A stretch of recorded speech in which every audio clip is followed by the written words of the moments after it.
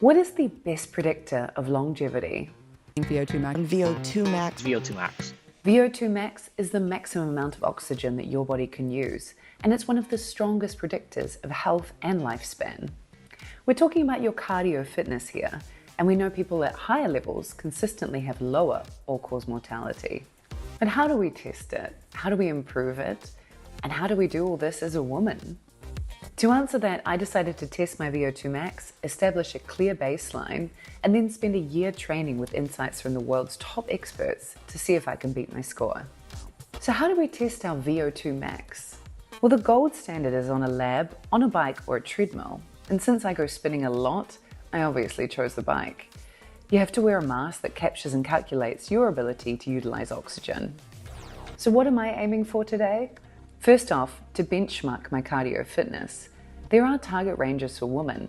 So as I'm 34 years old, we're aiming for the good range, which is between 38 and 42. Well, that's the range I hope I'm in. I have to admit, I'm pretty nervous. I don't actually know how fit I am, even though I do spin like 4 to 5 times a week. Anyway, before I know it, we're off. Every 2 minutes, the resistance ramps up, harder and harder and harder. Finally, my lungs are about to explode and I have to stop. My score, 50.8. I am over the moon. At 34, a VO2 max of 50.8 puts me in roughly the top 5% of women my age globally, solidly in the athlete range, which is the first time in my life that anyone's ever called me an athlete. But the real question is, Why'd you stop? Right? And I'm like, why'd you quit? And it is either my legs, well, couldn't take another step, or it is felt like my heart's gonna blow out of my chest. for me, it was my lungs. So now with the bar set quite high, I want to go about understanding how can I improve on that score? So how do we improve our VO2 max? Well, first off, we have to train the right mix of heart rate zones. There are 5 heart rate zones shown in this pyramid, and they're usually calculated as a percentage of your maximum heart rate.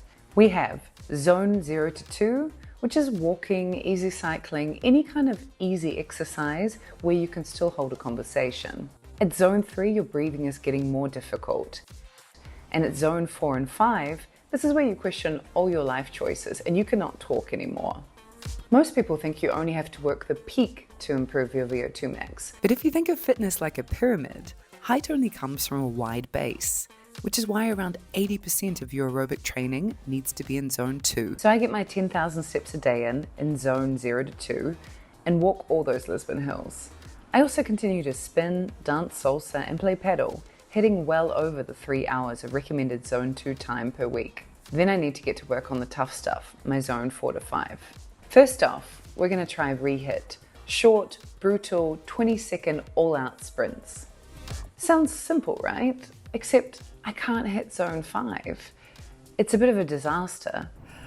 Whew, I'm pooped. Actually, that's so much harder than I thought it would be. But turns out that ReHIT is superb if you're completely new to cardio. But since I'm already quite fit, I actually need something a bit more demanding. That's when I discover Dr. Rhonda Patrick talking about the Norwegian 4x4 protocol. So there's something called the Norwegian 4x4 protocol. And that's 4 minutes at the highest intensity that you can maintain for that entire 4 minutes, followed by 3-minute recovery of like light exercise. I mean, you want your heart rate to come down so that you could do it again 4 times, right? Like 1 time a week. Only 1 time per week? Sounds manageable, so I try it. 4 minutes, fast at 85 to 95% of your heart rate. For me, this is around 12 to 13 kilometers on the treadmill, but that will differ for every person depending on how fit you are. Then 3 minutes walking slowly to get that heart rate back down, and you repeat that 4 times. Thankfully, my Whoop confirms adequate suffering, and finally we've unlocked zone 5. But the more I train, the more I learn something wild. The magic of high-intensity exercise isn't just for your body, it's also for your brain. Next up, let's dive into lactate. Lactate has a bad rep. You know that soreness that we get a day or 2 after a hard workout? Yeah, I mean, that's not lactic acid. Lactate clears quickly. That's DOMS, delayed onset muscle soreness. So what is lactate and why is it great for our brain? Lactate is what's essential for the brain health. So in the brain, it's activating brain-derived neurotrophic factor, which is important for your, growing new neurons in the brain, which has been shown in human studies. So there have been human studies that have done exercise for even just 1 year and shown that you can increase the growth of the hippocampus by like 1 to 2% after that year of training versus losing 1 to 2% of the hippocampus. That usually happens as you get in older age. Lactate can cross the blood-brain barrier and be used as both an energy source and even a signaling molecule. Once it's there, lactate helps neurons fire and supports memory and learning pathways. It interacts with brain-derived neurotrophic factor, or BDNF, which helps our neurons stay sharp and fire and adapt. In fact, research shows higher lactate spikes after high-intensity exercise are linked to short-term improvements in attention and cognitive performance. So what does this actually mean for women? According to Dr. Stacey Sims, one of my favorite experts in the space, and we need lactate production for brain health. So we see as we get older, a lot of the sex differences in things like Alzheimer's and cognitive decline, we have a higher incidence in women. And we start looking at brain metabolism, and it's a lack of lactate development. So lactate is that metabolite that's produced when we do high intensity work. So feel free to do more zone 4 and 5 sprint sessions, the ones that drive lactate up. How else can we improve our VO2 max as women? Next, we're going to dive into hormones. To really understand how women can optimize their VO2 max, I spoke with a world expert, Dr. Alison Heather. She's a professor at the University of Otago in New Zealand, chief scientific officer of her own cutting-edge startup, and is also an endurance athlete in her own right, having competed in numerous Ironman events. Turns out, when it comes to VO2 max and endurance for women, estrogen plays a big role. Estrogens, especially in the form of estradiol, which is the main estrogen in a female, that can have many beneficial effects on VO2, getting oxygen to your skeletal muscles. So first of all, it induces vasodilation. So that vasodilation is where your arteries dilate, and so you get more blood getting to your active skeletal muscle. More blood means more glucose and more oxygen to the active skeletal muscle, and so you can increase your oxidative metabolism that's going on. Progesterone brings in a different effect. Progesterone has a thermogenic effect, and that's something we have to keep in mind. So it raises the core body temperature as much as 0.3 to 0.5 degrees when progesterone levels are high, for example, in the luteal phase of the menstrual cycle. That higher core temperature changes how exercise feels. If you're exercising, if you're out exercising, you are exercising the higher core temperature. And so things like the cooling mechanism you may not feel that as much. And so you have this perceived effort that everything's a little bit hotter during that time. Progesterone also affects our breathing. Also increases the sensitivity to carbon dioxide.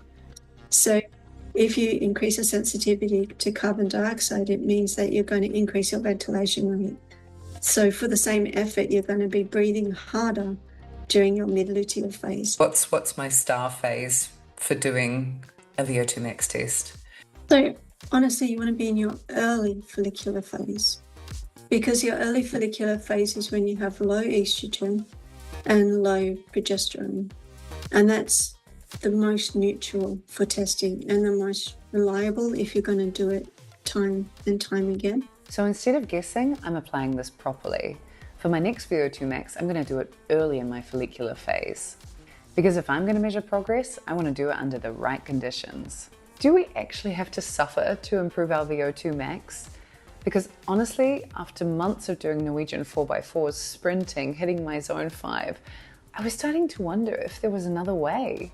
That's when I came across IHHT, intermittent hypoxic hyperoxic training. It's often described as altitude training without the altitude and without the workout.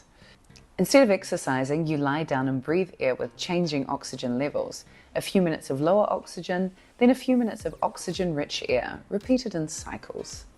My sessions were just under 30 minutes, once a week, for 6 weeks leading up to my VO2 Max test. Early research and athlete data suggests that intermittent hypoxia can support mitochondrial efficiency, oxygen utilization, and aerobic capacity, especially when layered on top of proper training. But you still need to move your body as well. For me, it just felt like a smart add-on as a woman trying to balance intensity, recovery, hormones, and, well, real life. So now I've done the hard training and we only have one question left. Has any of this actually worked? Time to head back to the lab. It's VO2 Max test day. When I first tested my VO2 Max, I got 50.8. At 34, that put me solidly in the athlete range and in the top 5% of women globally for my age. A year later, now 35, I went back to the lab to see if I could beat my score. Same bike, same protocol. This time I tested in my early follicular phase for the perfect conditions.